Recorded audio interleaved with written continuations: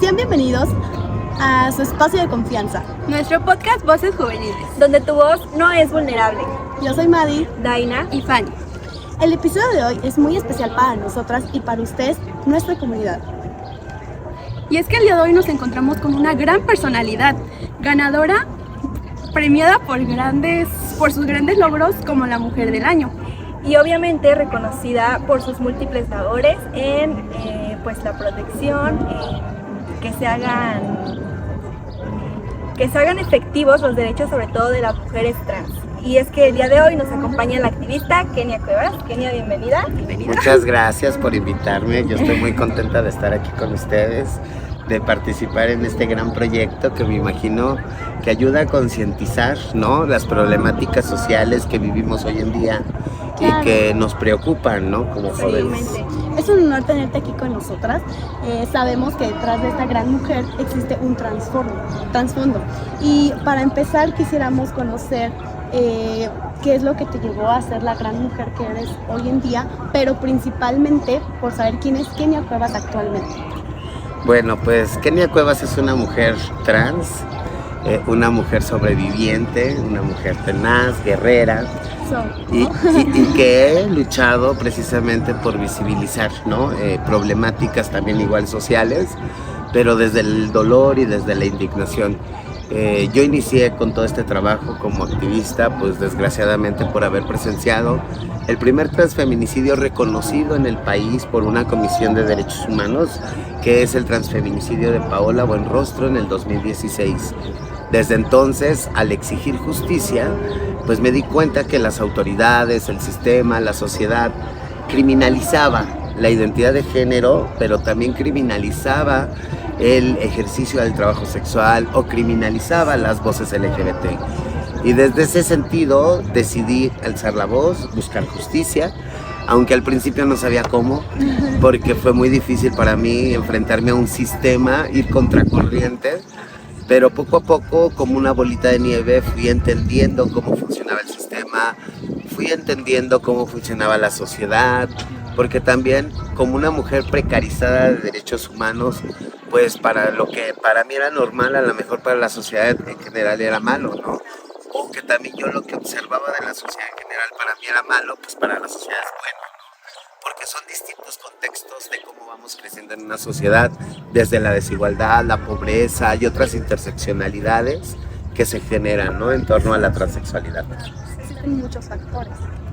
Qué admirable ahora sí que todo lo que haces y representas, sobre todo a una gran comunidad. Sabemos que pues a lo largo de tu vida, nosotros pues ya no tuvimos el tiempo de conocer un poco de tu historia, sabemos que a lo largo de tu vida has tenido que pasar por diversas adversidades, donde lamentablemente te has tenido que enfrentar a mucha violencia, discriminación, etc. Queremos ver si les puedes contar un poquito a nuestra audiencia cuáles fueron las primeras formas de violencia por las que tú estuviste.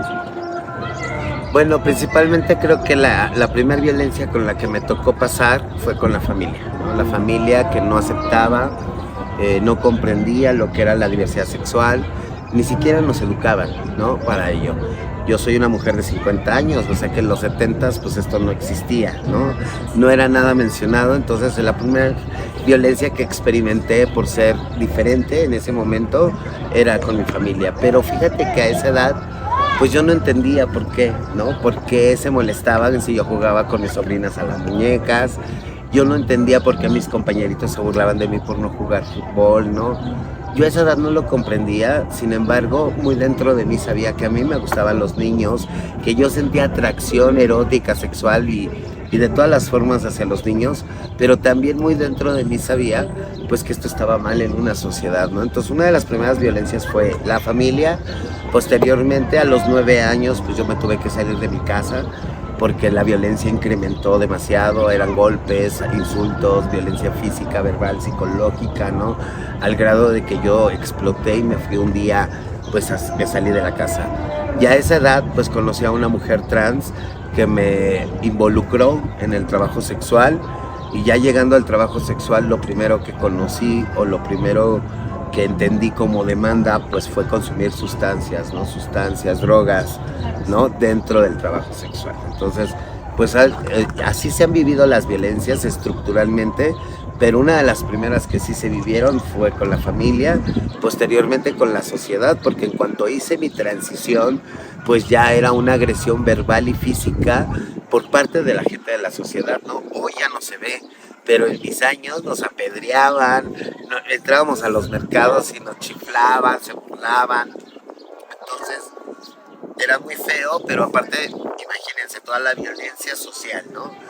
Y luego también la criminalización que existía por parte de las autoridades, ¿no? Porque también por ser una mujer trans, pues éramos acreedoras a una falta administrativa, o sea, nos arrestaban en la calle, ¿no? Entonces no podíamos ni trabajar, ni salir a la calle, ni tener familia, ni tener nada, ¿no? Entonces te envuelves en un contexto de vulnerabilidad o de vulneración a tus derechos y después pues te vas colocando sistemáticamente en otros círculos como el trabajo sexual, el consumo de sustancias, ¿no? Y luego dentro de este rol del trabajo sexual pues empezar a vivir la criminalización por el ejercicio del trabajo sexual y que también gracias a eso y al consumo que yo ya tenía o presentaba pues criminalizan esta situación y me meten presa, ¿no? O sea que también era parte del sistema que nos callaran, que no nos hiciéramos visibles en la calle y una forma de encerrarnos, de callarnos era encerrarnos en las cárceles, ¿no? Entonces toda esa violencia sistemática pues sí me tocó enfrentarla, ¿no? Y fueron parte de las primeras violencias que viví y experimenté por ser una mujer trans. Y es que, o sea, siempre fuiste como muy señalada, ¿no? O sea, de que, sobre todo, por ejemplo, cuando tú eras niña, dices que recibías violencia, ¿no? ¿Por parte de quién recibías violencia en tu casa? Pues por mis hermanos principalmente, ¿no? Mi madre nunca estuvo con nosotros, ¿no? Mi madre vivía en su sueño americano y mi padre tenía otra familia, entonces no vivíamos con ellos. Vivíamos con mi abuela materna, quien era la mujer que cuidaba de nosotros, pero también tenía que trabajar para mantenernos, ¿no? Entonces ella salía de 5 de la mañana a 5 de la tarde y prácticamente durante el día yo me quedaba con mis hermanos, que eran los que generaban violencia, desde camina bien, desde párate bien, ¿no? Desde ¿por qué actúas así?, ¿no? Y siempre era como la forma de señalamiento, pero también venía con agresiones verbales y físicas, ¿no? Entonces, por parte de mis hermanos fue el primer momento de violencia. Y dentro de estas formas de violencia por las que viviste, que constantemente eras señalada, sobre todo por tu núcleo familiar, llegó un punto donde tú te sintieras o te obligaras a cambiar tu forma de ser.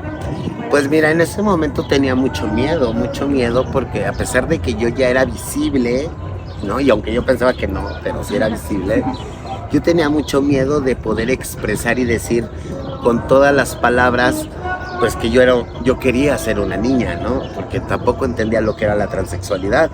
Yo nomás decía, yo quiero tener mi pelo largo, yo quiero usar trencitas, ¿no? Yo quiero usar falda, ¿no?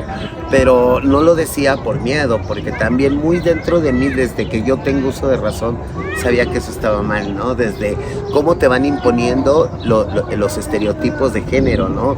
Como desde los juguetes, la ropita, ¿no?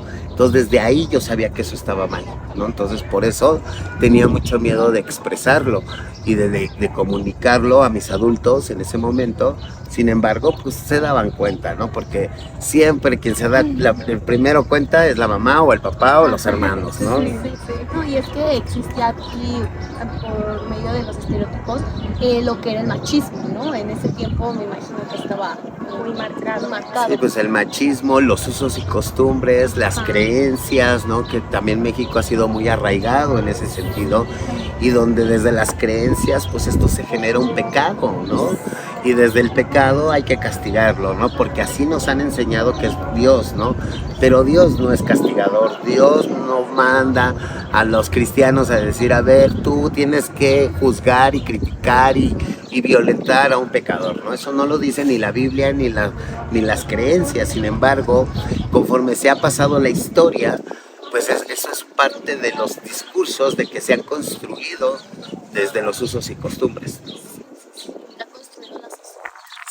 más que nada porque pues, tristemente, aunque nosotras queramos cambiar ese pensamiento, al estar pues en un entorno donde sigan teniendo esos pensamientos, nos los siguen imponiendo. Entonces es muy difícil salir de que de ese ambiente. Sí, y fíjate que es muy curioso porque también, pues, en esos años a nosotros nos consideraban enfermos mentales, ¿no? Entonces, prácticamente desde que detectaban si había homosexualidad o transexualidad, era prácticamente llevarte al psiquiatra, ¿no? Porque era la forma de corregir que ahorita tenemos 2 días celebrando en todo México que se han prohibido ya por fin las mal llamadas terapias de conversión, que hace 2 días se aprobó ya en el Congreso desde el Congreso de la Ciudad, desde el Congreso de la Unión, se aprobó el día de antier, pues la prohibición de las mal llamadas terapias de conversión. Esta iniciativa que la inicia Jack México, pues tiene que ver con todas esas correcciones que hacían desde los psiquiatras, tiene que ver desde los mismos sacerdotes que hacían rituales para que se te quitara la homosexualidad o la transexualidad, ¿no? Tiene que ver también con esas correcciones que hacían desde los grupos de AA, ¿no? Desde el momento que determinaban o visibilizaban que eras gay, pues te metían a un grupo donde te querían corregir con la terapia de Alcohólicos Anónimos, ¿no? Y que también los profesionales de la salud como psicólogos y psiquiatras, pues siempre querían corregirlo, sin entender que desde 1990 la OMS, que es la Organización Mundial de la Salud, determina que la homosexualidad y la transexualidad se descartaban de las enfermedades mentales, precisamente por toda la violencia estructural y sistemática que se ejercía sobre esta comunidad. Sin embargo, también demuestran en ese momento que la transexualidad es un desajuste hormonal en el embarazo de nuestras mamás, en el proceso de embarazo. Entonces, si eso nos lo enseñaran desde chiquitos, entenderíamos que la transexualidad es parte de la vida, ¿no? Porque eso Es algo biológico. biológico, ¿no? Y entonces, cuando se desarrolla nuestro primer músculo, que es el cerebro, que es uno de los músculos que se desarrolla en la pancita de nuestra mamá, ahí nace un sexo cerebral, que es donde se aloja nuestra identidad de género. Por eso es como nos autopercibimos desde el cerebro y por eso acá está nuestra identidad. Sin embargo, cuando ya se desarrolló nuestro cerebro, cambian las hormonas y estamos dentro de la pancita de nuestra mamá, entonces biológicamente se desarrolla un sexo distinto al sexo cerebral que tenemos, o sea, la identidad de género. Y es por eso que cuando nacemos nos damos cuenta, pues, cómo funciona la sociedad, el bien, del mal, de los colores, sabores, texturas, y decimos, no coincide lo que tengo en la cabeza con lo que tengo entre las piernas. Y lo que hacemos es esa transición de género o de sexo para alinear nuestra expresión. Nuestra expresión es cómo nos vemos ante otro ser humano, para alinearla conforme nuestra identidad de género. Pero eso no lo enseñan, ¿no? Desgraciadamente, y esos son documentos que están desde 1990. O sea, imagínense, 34 años y todavía estamos en un punto en el que todavía se sigue generando discriminación, se sigue generando violencia, todavía parte de la sociedad en general no entiende lo que significa ser una persona trans, ¿no? Y entonces criminaliza, ¿no? El otro día decía una funcionaria pública, es que ¿cómo creen que vamos a considerar que son mujeres? Ellas no son mujeres, o sea, nosotras que no éramos mujeres porque no podíamos tener hijos, ¿no? Y yo me preguntaba en ese momento, le decía, ¿hasta dónde llega la ignorancia? Porque yo me quiero pensar, hay muchas mujeres en nuestro planeta que no quieren tener hijos y otras que no pueden tener hijos y por eso no son mujeres, ¿no? Entonces, el ser mujer en esta sociedad también es una construcción social que ha sido impuesta, ¿no? Básicamente, pues nos representan a las mujeres como si podemos tener hijos o no. Eso nos mide como mujeres. Exacto, y no es por ahí. Una vida, ¿no? Exacto, y no es por ahí, que así es como nos han juzgado, criticado, señalado, que como no podemos dar vida, entonces podemos ser mujeres, ¿no? Entonces, a lo mejor soy una mujer que no tengo o no cuento con las características biológicas, ¿no? De tener un aparato reproductor femenino, pero la construcción de ser mujer sí la tengo, la identidad de ser mujer la tengo, y es por eso que en mi transición, en mi expresión, soy todo una. Qué interesante. Me llama mucho la atención lo que mencionas de que es algo biológico.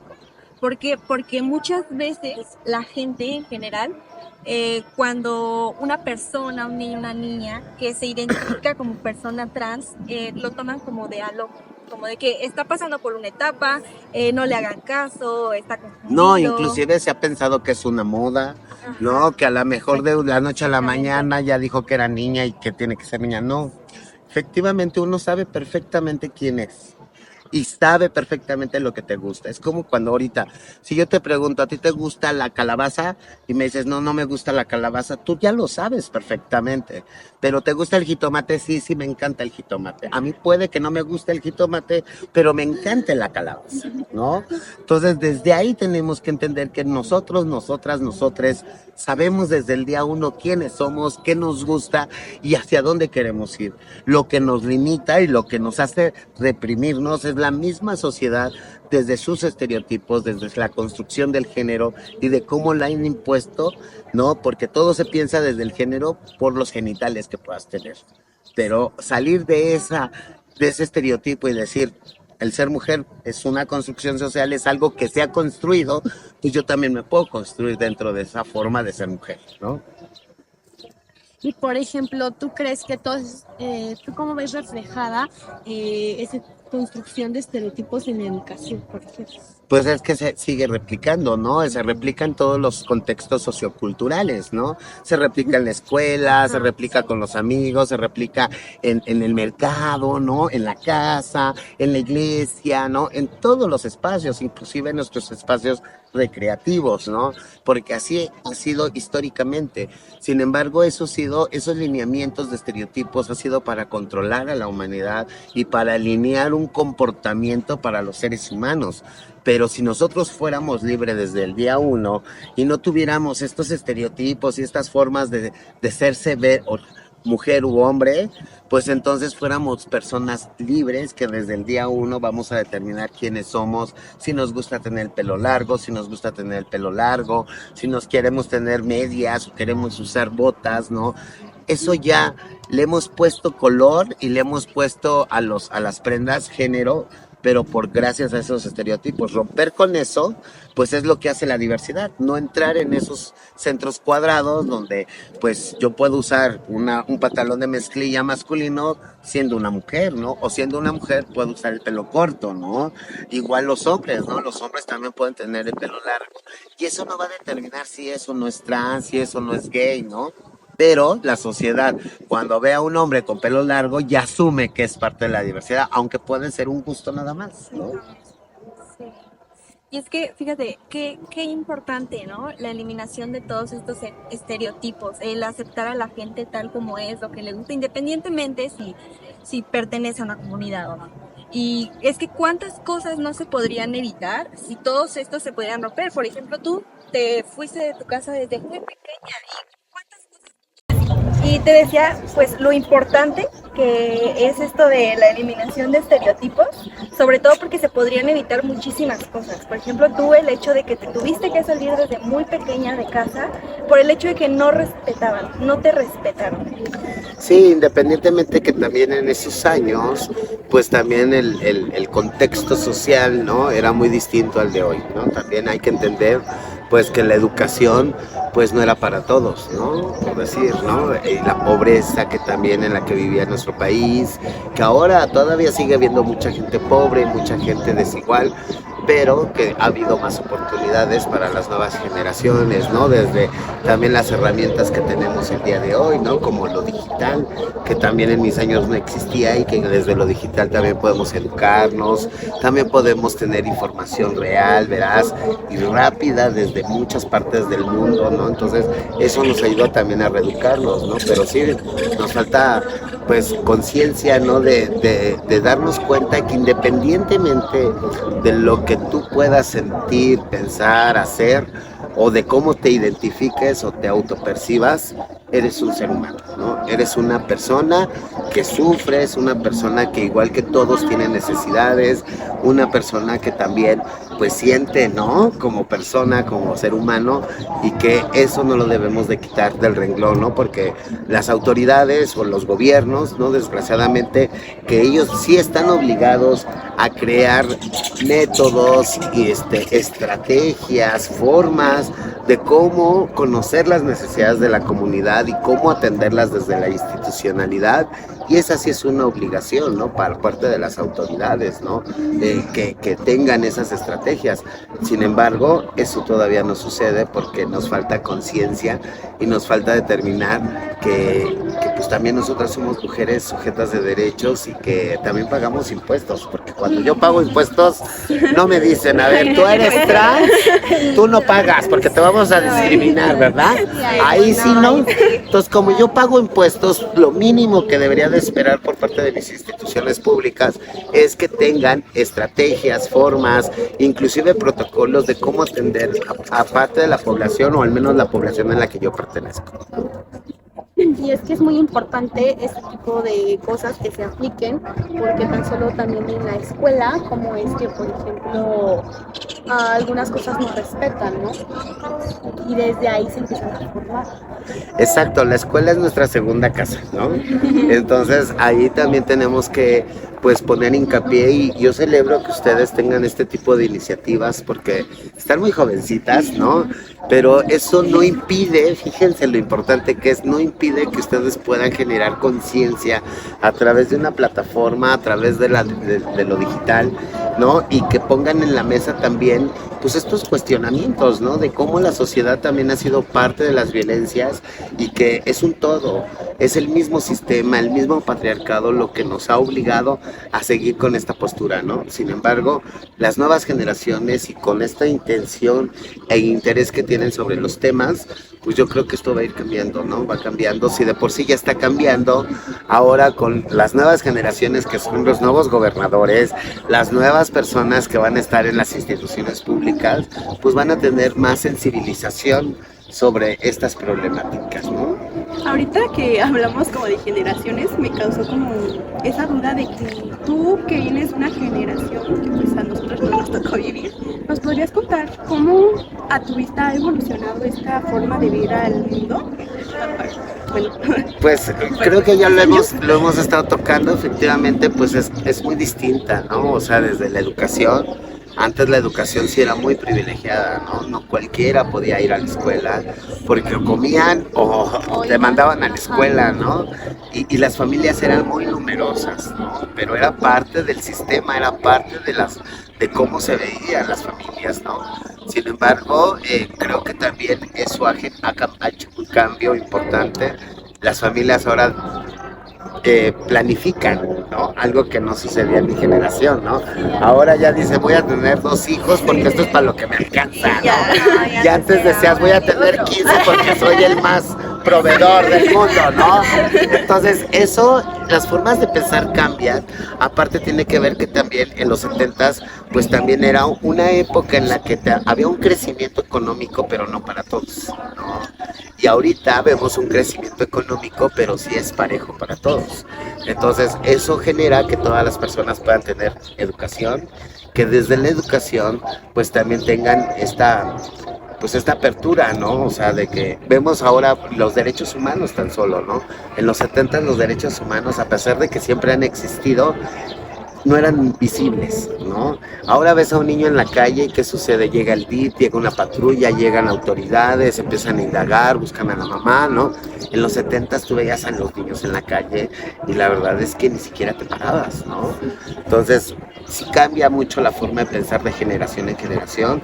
Ahora hay más conciencia sobre los niños de la calle, hay más conciencia sobre el consumo, hay más conciencia sobre la educación, ¿no? Y sobre otros factores que también, pues, es interseccional en una sociedad. Sí, claro, y es que tocó vivir esa parte de que tú te fuiste muy chica de tu casa y pues la sociedad no hizo como que nada al respecto, o sea, así quedaste. Y pues es importante cómo fue que a pesar de todo eso ya has llevado a cabo muchísimas cosas, hecho ser la mujer que eres, y es algo importante que lo que has creado, ¿no? Tu fundación de la creación de las muñecas. Y me llama la atención que has implementado la educación aquí en esa misma fundación. ¿Nos puedes contar un poco más de cómo es que la has implementado? Bueno, pues algo que yo considero que como persona me funcionó como herramienta también para poderme defender, ¿no? Y poder defender mis propios derechos humanos, era educarme. Cuando matan a Paola yo no sabía leer ni escribir, entonces para mí fue muy difícil entender cómo funcionaba la sociedad, las leyes, las instituciones, inclusive lo que me explicaban yo no lo entendía, ¿no? Y al darme cuenta que también eso fue una herramienta para que las autoridades me mintieran, para que las autoridades me negaran los servicios, ¿no? Pues fue como me busqué la educación, ¿no? Yo misma empecé a aprender a leer y escribir, me metí a Linea, certifiqué primaria, secundaria, ¿no?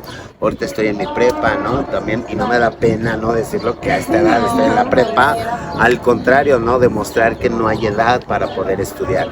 Entonces, dentro del programa de la casa hogar, que pues obvio, la metodología es de 4 etapas, pero la columna vertebral es la profesionalización académica. La gran mayoría, o al menos el 93% de las mujeres trans que hemos recibido dentro de la casa, llega sin saber leer ni escribir.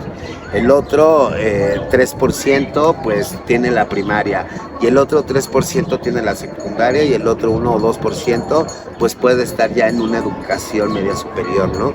Entonces es muy mínima. Entonces yo decidí abrir una ciberescuela, o sea, un centro de cómputo, una línea de computadoras donde las chicas ahí mismo pudieran hacer trabajos escolares, investigaciones, que se suman, ¿no?, a todo un proyecto educativo con una profesora que todos los días les da clases y les deja tareas, ¿no? Entonces la ciberescuela sirve como una herramienta para poder tener accesibilidad a la investigación o a los trabajos escolares, ¿no? O a las impresiones que necesiten para lo que están haciendo en clase, ¿no? Y lo que vamos haciendo es certificando, alfabetización, certificando primaria y secundaria a través del programa de INEA, las preparamos y las inscribimos a INEA para que también les den su fecha de examen, y sobre eso trabajamos, ¿no? Si nos dicen en 1 o 2 meses van a tener examen, pues ese 1 o 2 meses las preparamos, ¿no?, académicamente, y así posteriormente con cada una de las etapas educativas. Entonces creo que es la forma en la que yo he encontrado que las chicas que transitan por la casa hogar pues tengan ese lugar de pertenencia, ¿no?, dentro de la casa, y que reconozcan y conozcan que fueron víctimas, y que también conozcan y reconozcan sus propios derechos humanos, para que así también los hagan valer desde la educación que se les está formando. Y claro, es muy importante que hayas implementado la educación, ya que así tú les das más oportunidades, ya que sabemos que pues, en esta sociedad, si tú no tienes cierto grado de estudios, pues la verdad no puedes buscar muchas oportunidades de trabajo, de vivir una vida pues cómodamente. Entonces el tú darles esa oportunidad de, a pesar de que pues a lo mejor ellas no pueden dárselos, darles tú esa oportunidad es muy importante. Y que desgraciadamente, gracias a todas estas negaciones de derechos desde la escuela, desde la educación, para buscar un trabajo es muy difícil sin tener papeles. Pero ahora súmale la criminalización por ser una mujer trans. Desde el rechazo y la discriminación no te dan el empleo. Entonces las chicas se van colocando históricamente dentro de varios trabajos, ¿no? El trabajo sexual, el show travesti, el estilismo, labores domésticas y la costura, que es donde más hemos encontrado a la comunidad trans. Sin embargo, y la historia no lo puede decir, no tenemos arquitectas, doctoras, policías, maestras trans, porque ni siquiera se nos permite estudiar, ¿no? Entonces creo que es muy importante que ellas sepan, en una gama de oportunidades que sí existen para todos y todas, pues que decidan, ¿no?, dónde quieren quedarse, si como secretarias, si como contratistas, o en un empleo de obreras, o en el trabajo sexual, o en el estilismo, pero que reconozcan que hay una gama de oportunidades y que ellas también son acreedoras o tienen el derecho de estar en esa gama, ¿no? Sí, claro, o sea, darles como que ellas pueden elegir y no darles lo que queda. Exacto. Entonces para mí es muy importante que ellas se formen, se empoderen, generen estrategias, ¿no? Y generen habilidades precisamente para que en una decisión de vida, porque cada quien toma sus propias decisiones, pues en esa decisión de vida tomen la más correcta, ¿no? Que eso es lo que ayuda, el apoyo emocional a través de los psicólogos también dentro de las casas, ¿no? Sí, también. y es que la discriminación que llegaron tal vez a recibir en las escuelas las obligaron a que los dejaran los estudios y tuvieran que buscar otras Y salidas, es que, o sea, muy falsamente, muchas instituciones tienen esta banderita de que pues yo acepto a todos, yo no excluyo y demás, pero por dentro, en los ambientes, es completamente distinto, las empiezan a señalar y a hacer muchas Sí, o maneras. se empiezan a burlar, o sea, no nomás está la violencia institucional que pues viene por parte de las autoridades, sino también la violencia por parte de los mismos compañeros, ¿no? El bullying, ¿no? Que ahora antes era la carrilla, ¿no? Ahora es bullying, ¿no? Ahora ya le ponen nombre a todo, entonces es bullying. Entonces, como es bullying, pues eso también dentro de los entornos y la convivencia del diario, pues se vuelve violento, ¿no?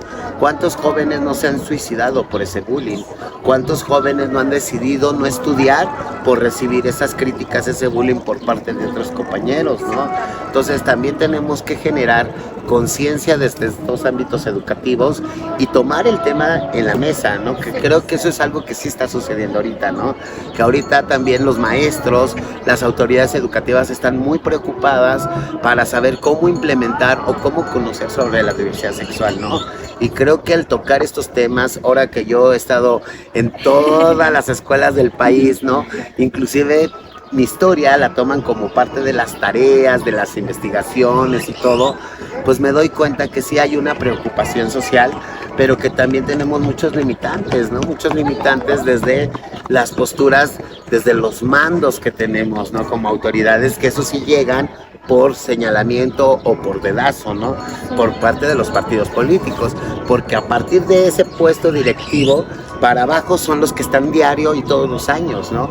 Pero les cambian al jefe y el jefe viene y cambia todo, ¿no? Entonces, creo que ahorita pues sí hay una muy buena apertura en la educación mexicana, están hablando del tema, se está creando protocolos, se están creando actuaciones importantes y visibilidad, que es lo más importante, ¿no? Y que también ahora ya están aceptando estas diversidades dentro de los salones, dentro de los espacios educativos, algo que tampoco sucedía en mis tiempos, ¿no? En mis tiempos, si tú llegabas a la escuela con la ceja delineada, te expulsabas, ¿no? O que tenías el pelo un poquito más largo de honguito, también te expulsaban, ¿no? Entonces, también hay que entender que ahora sí ha avanzado un poco el tema y que también los padres están informando, ¿no? Algo que también en mi época no sucedía, ¿no? Ahora los padres están informando, están buscando, ¿no? Esta necesidad de información para poder saber cómo acompañar a sus hijos, ¿no?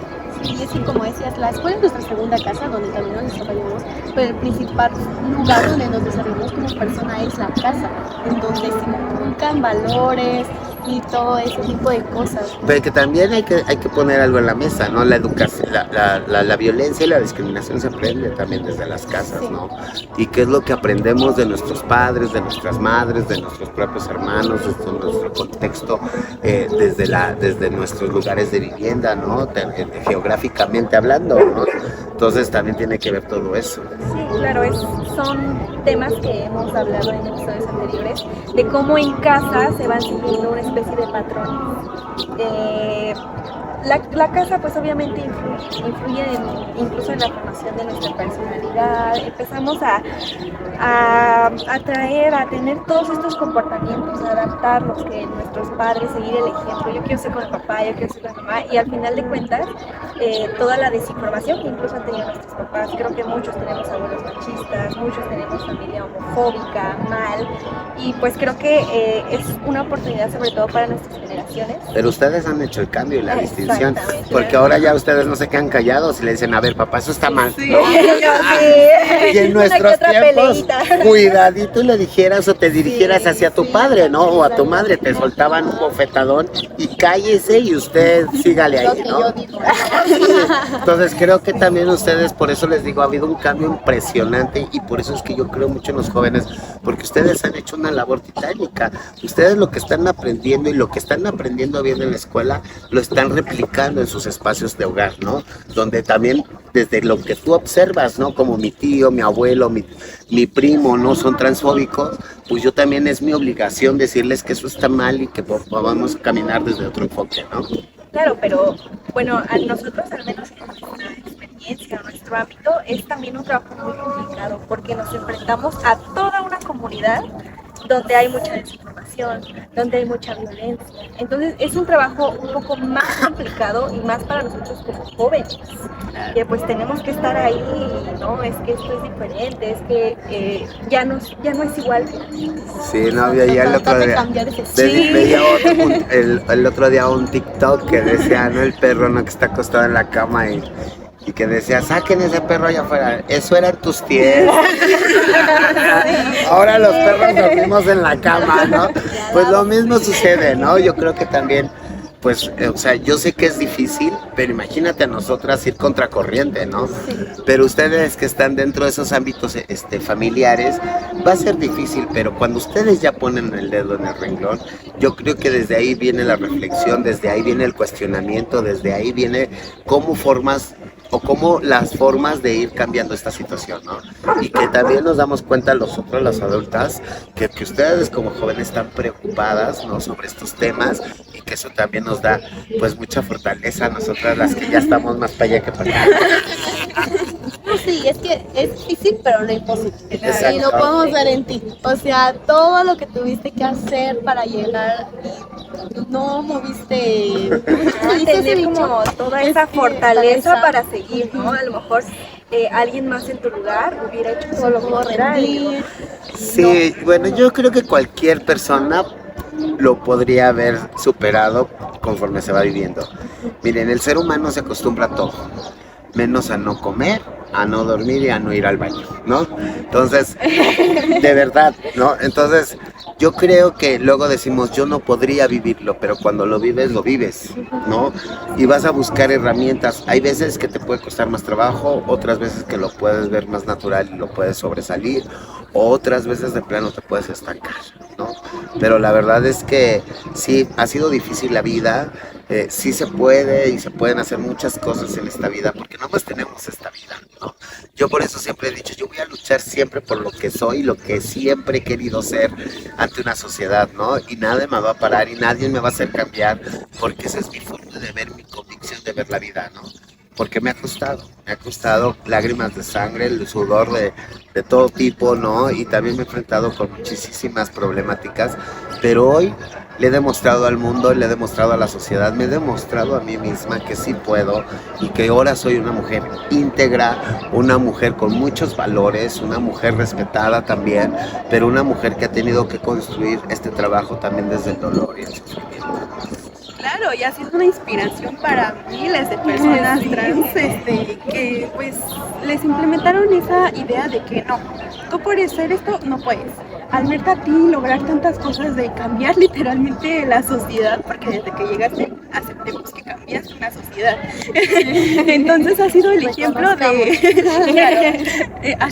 de miles de esas personas que ahora te ven a ti y les has dado la fuerza que ellos necesitaban para decir sí puedo y lo voy a hacer. Sí, la verdad sí ha sido muy motivante para mucha parte de mi comunidad, pero no nomás para ellos, ¿no? O para ellas, sino también para otra parte de la sociedad, ¿no? Que también mi historia es interseccional, como las personas privadas de la libertad, o las personas que viven con VIH, o las personas que consumen hoy en día sustancias, ¿no? O las mismas que están ejerciendo todavía el trabajo sexual, independientemente si son trans o no, ¿no? Entonces yo creo que vine a abrir un parteaguas, más bien un paraguas, ¿no? de realidades que siempre las querían mantener encerradas, ¿no? Calladas.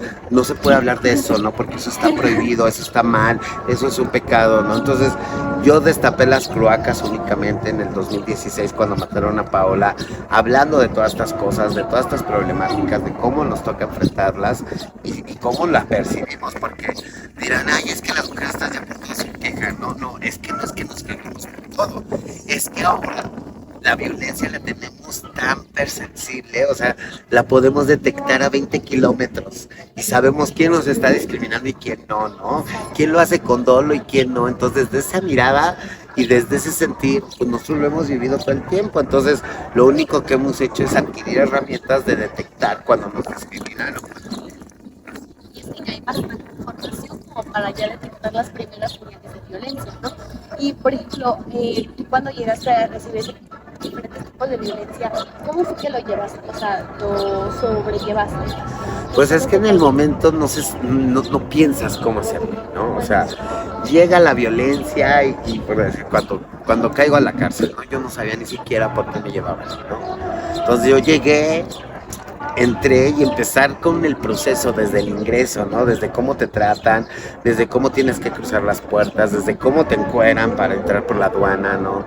Cómo llegas al dormitorio, cómo te empiezan a meter ese miedo psicológico, los mismos internos que llevan más tiempo porque se cree que todos los nuevos tienen que pasar por lo mismo, ¿no?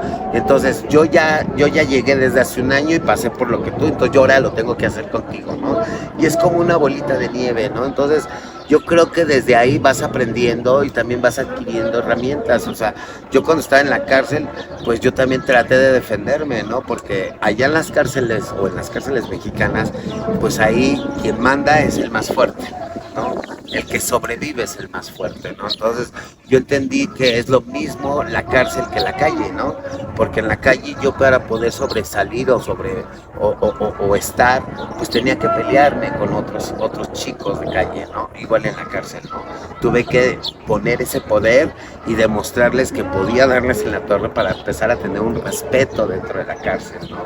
Y entonces pues a veces me peleaba y terminaba bien golpeada y llegaba a mi estancia y pues curándome sola porque también si iba y me quejaba en el hospital me castigaban porque pues me había peleado, ¿no? Entonces era como aguantar las ganas, llorar de impotencia, pero al otro día me levantaba y decía, pero es un día nuevo, hoy vamos a hacer cosas nuevas, ¿no?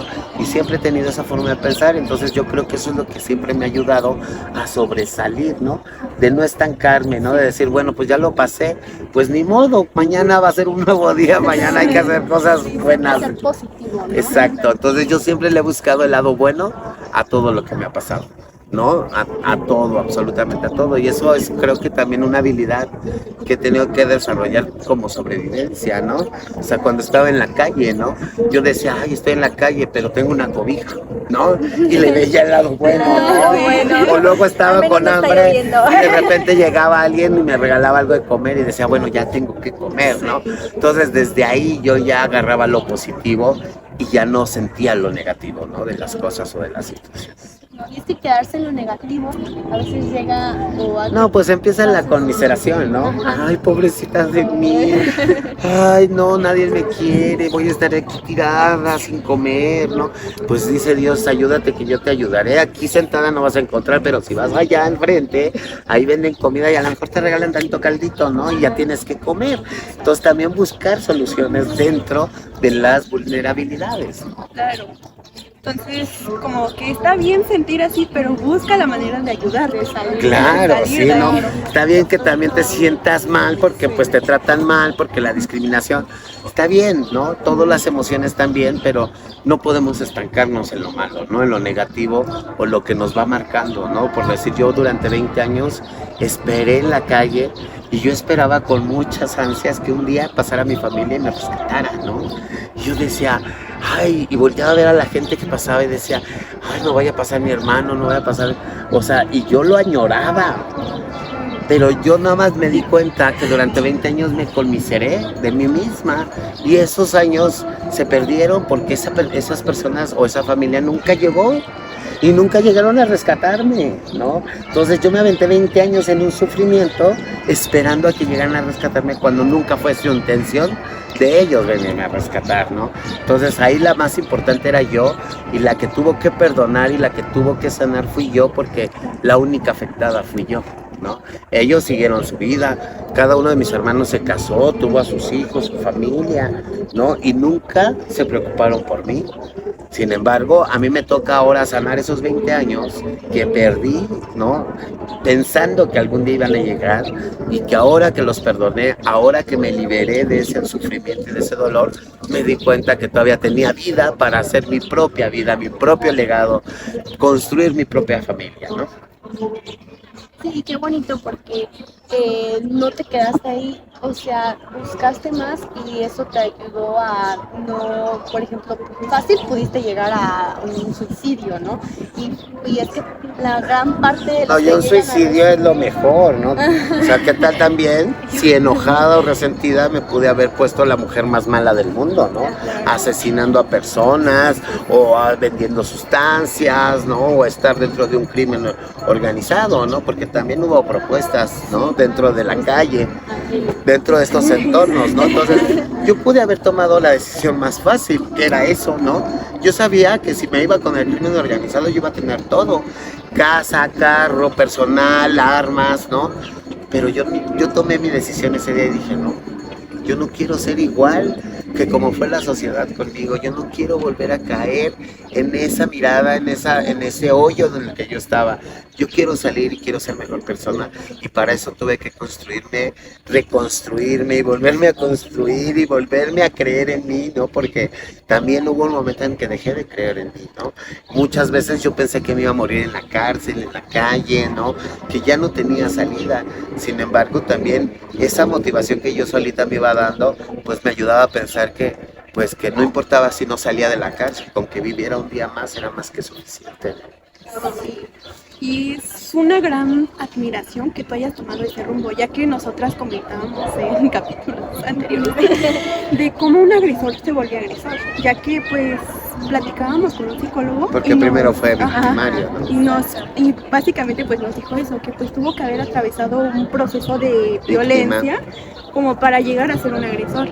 Y el hecho de que tú no hayas sido una agresora es de admirar, y el hecho que hayas tomado tu dolor como ayuda para ayudar a los demás. Y lo pude haber hecho, te digo, yo hubiera sido una Teresa Mendoza.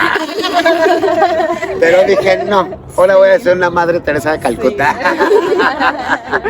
Ay, qué padre, o sea, porque de verdad hay muchos casos en que sí, o sea, la misma víctima se convierte en agresor, pero pues son que los puede ver. Pero es sistemático, hija, o sea, desgraciadamente cuando tú te resientes de las situaciones que vas viviendo, pues obvio lo que buscas es venganza, ¿no?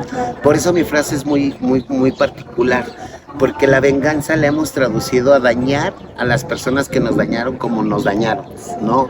Sin embargo, mi forma de venganza es demostrarle a la sociedad que ahora voy a ser feliz como ellos no quieren que yo sea, ¿no? Entonces es una forma también de demostrarles que yo no estoy resentida con la sociedad. Yo pude haberlo hecho, sin embargo, hoy amo a todo mundo y hoy trato de ayudar a todo mundo, y mi estrategia desde el activismo es visibilizar todas las problemáticas y que también obligar a las instituciones a que generen esas políticas públicas, a que generen esos reglamentos internos, estos protocolos, para que nadie, absolutamente nadie, tenga que vivir al menos algo de lo que a mí me toca vivir. Sí. No, es que de verdad que nos dejas impresionada. Dice después así de tantas cosas. Bueno, para mí, creo que para todos es muy impresionante. Es así una historia que de verdad creo que impresiona a cualquiera. Estamos también muy agradecidas de que estés aquí contándonos y que podamos llevar este contenido a otros lugares. No, y esperemos la segunda parte. ¡Claro! Cuando no nos digas. Sí, no, ya sabes yo que creo recorremos. que unos días más, ¿no? Porque pues ahorita voy a entrar en un proceso de salud, pero pasando ese proceso nos podemos volver a reunir ya con más calma. Nosotras encantadas, de verdad. Me gustaría escuchar, o tal vez si es posible visitar la fundación. Pues para la próxima, ¿qué les parece si nos vemos en el Albeque? Y que también no nomás conozcan la resistencia y la vida de una mujer guerrera, sino también de todas esas mujeres que hoy están luchando precisamente para sobresalir de esa violencia, y que nos están dando un ejemplo también muy poderoso y muy grande, ¿no? Que también hay mujeres que han vivido historias así cañonas y que ahora están estudiando y que ahora creen en la sociedad y que ahora están creyendo en ellas mismas, ¿no? Y eso también es muy fuerte para toda la sociedad, y pues también para conocer esas realidades que también muchas veces no las queremos hablar, ¿no? Porque pues sabemos que existen, pero no queremos hablar, ¿no? Sí. Incomoda mucho. ¿Verdad? Pero ni modo, quien se incomode, pues que soporte. De modo, pues. La queso. Ay, no, pues un gustazo tenerte aquí con nosotros, pero antes de concluir nos gustaría que le dijeras a nuestro público algún consejo que les puedan recomendar a todas esas personas que todavía sienten ese miedo de salir de... Ay, pues yo les diría a todos, es muy breve la verdad, pero les diría que vale la pena luchar por nuestros ideales y nuestras convicciones, y que todo lo que imaginemos en esta vida es real, si es todo corazón o nuestros corazones así lo desean. Y pues también decirles que mi mayor venganza hoy será que todos seamos felices. Así que a ser felices. ¡Bravo! Muchas gracias, Kenia. Que Dios les bendiga, chulas. Y un beso a toda la audiencia. Espero que les haya gustado y pues bueno, nos vemos en el próximo. Bye.